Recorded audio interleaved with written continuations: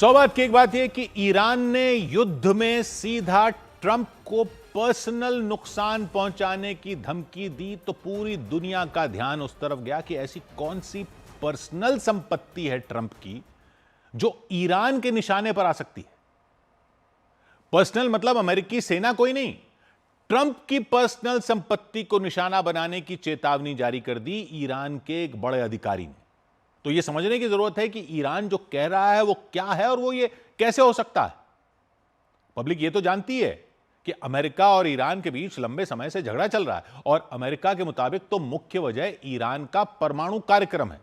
Iran कहता है कि वो बिजली बनाने के लिए यूरेनियम को समृद्ध करता है, लेकिन अमेरिका और कुछ देशों को डर है कि ईरान इससे परमाणु बम बना सकता है। 2015 में एक समझौता हुआ था जिसमें ईरान ने अपना परमाणु कार्यक्रम सीमित करने का वादा किया था। बदले में अमेरिका ने ईरान पर लगे प्रतिबंध हटा दिए थे।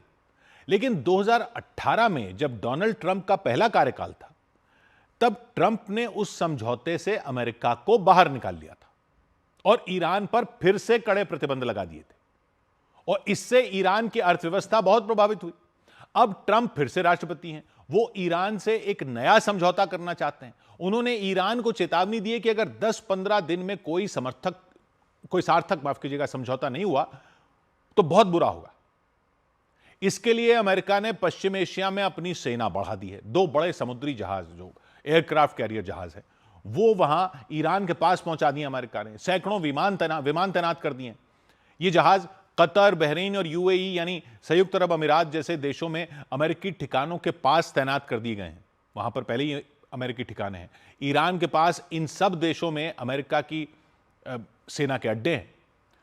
तो वो अड्डे तो ईरान के निशाने पर हो ही सकते हैं, लेकिन यह जो बात आ रही है कि ईरान ट्रंप की पर्सनल संपत्ति को नुकसान पहुंचाने की धमकी दे रहा है, वो समझने की जरूरत है, क्योंकि अमेरिका की सेना के अड्डे ट्रंप की पर्सनल संपत्ति नहीं है। ईरान उनके अलावा फिर किसकी बात कर रहा है? वैसे तो ईरान लगातार ये कह रहा है कि वो युद्ध नहीं चाहता, लेकिन अगर अमेरिका हमला करेगा तो वो मजबूती से जवाब देगा। ईरान ने यूएन को यानी संयुक्त राष्ट्र को चिट्ठी लिखकर ऐलान कर दिया है कि अगर उस पर हमला हुआ तो पश्चिम एशिया के क्षेत्र में अमेरिका के सभी ठिकाने, अमेरिका की सभी सुविधाएं, संपत्तियां उसके निशाने पर होंगी। मतलब ईरान अमेरिकी सेना के ठिकानों पर हमला कर सकता है। जैसे कतर में अमेरिका का अल उदैद एयरबेस है, यूएई में अल धफ्रा एयरबेस है और भी कई ठिकाने हैं उस इलाके में अमेरिका के, सब ईरान के निशाने पर होंगे।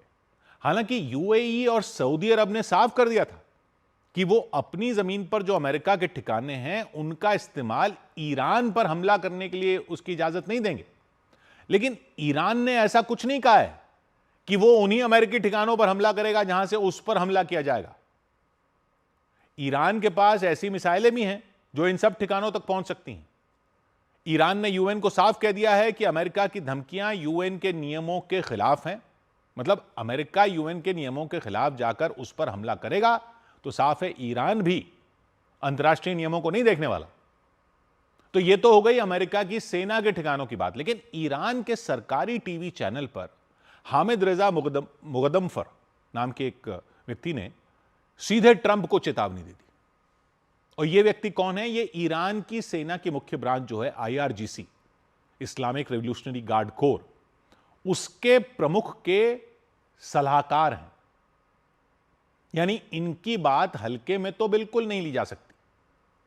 आईआरजीसी ईरान की शक्तिशाली सैन्य इकाई है। उन्होंने कहा कि अगर अमेरिका ईरान पर हमला करेगा तो ईरान का जवाब सिर्फ अमेरिकी ठिकानों तक सीमित नहीं रहेगा, वो राष्ट्रपति ट्रंप और उनके दामाद जैरेड कुशनर की यूएई में निजी संपत्तियों को निशाना बनाएंगे। तो दुनिया के कान खड़े हो गए इस खबर पर। ट्रंप और उनके दामाद की यूएई में निजी संपत्तियां कौन सी हैं? तो यह तो पब्लिक जानती है कि पॉलिटिक्स में आने से पहले डोनाल्ड ट्रंप एक बड़े व्यापारी रहे हैं। मानते तो लोग ये हैं कि अब भी व्यापारी ही हैं और सिर्फ दिखाने के लिए अपने बिजनेस से अलग हुए कि भाई बिजनेस परिवार संभाल रहा। उनकी मुख्य कंपनी ट्रंप ऑर्गेनाइजेशन है जो एक निजी कंपनी है। लगभग 500 से ज्यादा छोटी बड़ी कंपनियां को चलाती है ट्रंप ऑर्गेनाइजेशन। यह कंपनी मुख्य रूप से अब रियल एस्टेट यानी जमीन जायदाद के काम में है। पहले बहुत सारे काम थे, ब्यूटी पेजेंट ये वो सब था, लेकिन अब मुख्य रूप से रियल एस्टेट में होटल बनाती है, गोल्फ कोर्स बनाती है, मकान बनाती है, अपार्टमेंट बनाती है, रिजॉर्ट बनाती है, कमर्शियल बिल्डिंगें भी बनाती है। ट्रंप के नाम से दुनिया भर में hotel, golf club, golf course, resort, घर बनते हैं। ट्रंप अब राष्ट्रपति हैं, कंपनी आधिकारिक रूप से उनके परिवार के पास है। जैरेड कुशनर ट्रंप के दामाद हैं। उन्होंने 2021 में एफिनिटी पार्टनर्स नाम की एक प्राइवेट इक्विटी फर्म भी बनाई थी, यानी ऐसी कंपनी जो दूसरी कंपनियों में निवेश करती है। और यह कंपनी निवेश के लिए पैसा कहां से लेती है? सऊदी अरब, कतर और संयुक्त अरब अमीरात से भी लेती है। ऐसे देशों से पैसे लेकर कंपनियों में निवेश करती है। तो प्राइवेट इक्विटी कंपनी अब वो गाजा के पुनर्निर्माण में भी शामिल हैं। जो ये बोर्ड ऑफ पीस बनाया उसमें जो पुनर्निर्माण हो रहा है उसमें भी ये शामिल है। तो ट्रंप और कुशनर के यूएई में बड़े निवेश हैं, होटल और रियल एस्टेट में खासकर। ट्रंप के नाम से दुबई में कई रिहायशी टावर भी बन रहे हैं। दुबई में ट्रंप ब्रांडेड टावर के लिए यूएई के साथ $150 करोड़ का सौदा हुआ है। ट्रंप परिवार की crypto company world liberty financial में यूएई के एक रॉयल फंड ने $500 मिलियन निवेश किया है।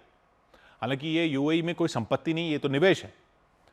कुशनर की कंपनी को भी यूएई से पैसे मिलते हैं, लेकिन खतरा उन संपत्तियों को है जिनमें ट्रंप के परिवार ने निवेश किया हुआ है।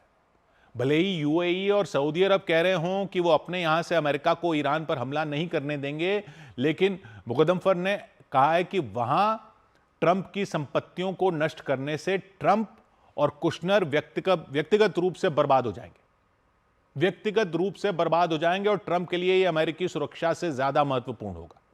उन्होंने यह भी कहा कि ईरान ने अमेरिका को पहले ही इन जगहों के बारे में चेतावनी दे दी है और ईरान की सेना इन पर हमला करने के लिए 100% तैयार है। यह चेतावनी यूएई की तरफ से एक नई रणनीति है। वो सिर्फ सैन्य ठिकानों को नहीं, बल्कि ट्रंप की निजी संपत्तियों को निशाना बनाने की बात कर रहे हैं। यूएई अमेरिका का सहयोगी है, लेकिन वहां ट्रंप के बिजनेस भी हैं।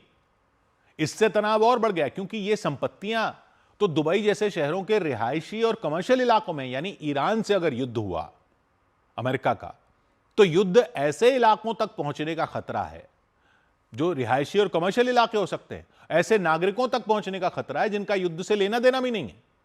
ईरान चिता रहा है या खोखली धमकी दे रहा है, यह टेस्ट करने का जोखिम कोई मोल नहीं लेना चाहेगा, क्योंकि बातचीत में तो अमेरिका यही कह रहा है कि वो ईरान के परमाणु कार्यक्रम को रोकना चाहता है और ईरान कह रहा है कि उसका परमाणु कार्यक्रम शांतिपूर्ण है। दोनों पक्ष बातचीत कर रहे हैं, लेकिन सेना की तैनाती से युद्ध का खतरा बढ़ रहा है। अगर बातचीत विफल हुई तो स्थिति खराब हो सकती है। ईरान चाह रहा है कि ये वहां के बाकी देश भी समझ ले कि खतरा क्या है, कि युद्ध कहीं ऐसी खतरनाक करवट ना ले ले कि ट्रंप की संपत्तियों को टारगेट करने की चपेट में बाकी शहर और उनके बाशिंदे ना आ जाएं। 100 बात की एक बात,